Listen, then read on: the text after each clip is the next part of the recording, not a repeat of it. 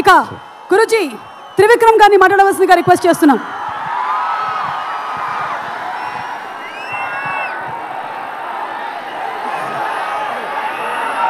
అందరికీ నమస్కారం. ఈరోజు గుంటూరు రావడానికి 2 కారణాలు ఉన్నాయి. ఒకటి, ఈ సినిమా పేరు గుంటూరు కారం. రమణగాడు మీవాడు, మనందరి వాడు.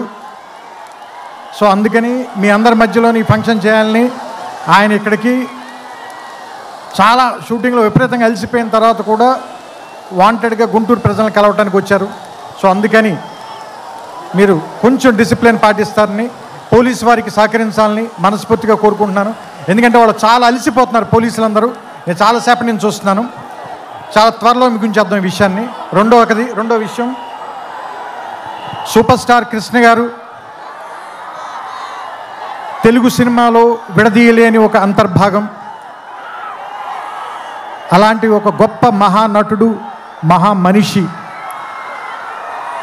ఆయనతోటి నేను నేరుగా పనిచేయలేకపోయాను, కానీ ఆయన పనిచేసిన సినిమాకి నేను ఒక రైటర్ దగ్గర, పోసాని మురళి గారి దగ్గర అసిస్టెంట్గా పనిచేశాను ఆయనకి. సో ఆయనతో డైరెక్ట్గా పరిచయం కలిగినటువంటి సందర్భాలు ఒకటి మాత్రమే. ఆ తర్వాత నేను అతడు కలేజాల సినిమాలు తీసినప్పుడు ఆయనతో మాట్లాడడం, ఆయనతో గడిపిన ప్రతి క్షణం కూడా నాకు చాలా చాలా చాలా అపూర్వమైంది, అమూల్యమైంది.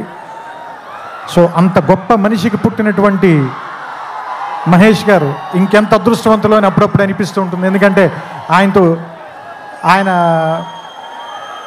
కొడుకుగా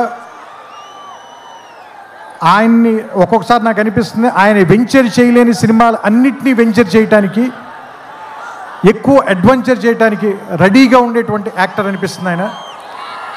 అండ్ ఒక సినిమాకి 100% పనిచేయాలంటే 200% పనిచేసే హీరో ఎవరైనా ఉన్నారంటే మహేష్ గారు. ఇది చెప్పడంలో మాత్రం తెలుగు ఇండస్ట్రీలో ఎవ్వరు కూడా వెనక్కి తిరిగి చూడరు, ఈ మాట చెప్పడానికి ఎవరు కూడా.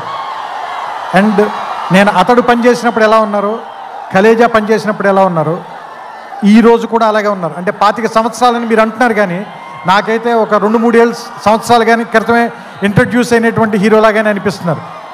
చూడ్డానికి అంత ఎంగగా ఉన్నారు, మనసులోనూ అంత ఎంగగా ఉన్నారు, పర్ఫార్మెన్స్లో కూడా అంత నూతనంగా, అంత యవ్వనంగానే ఉన్నారు.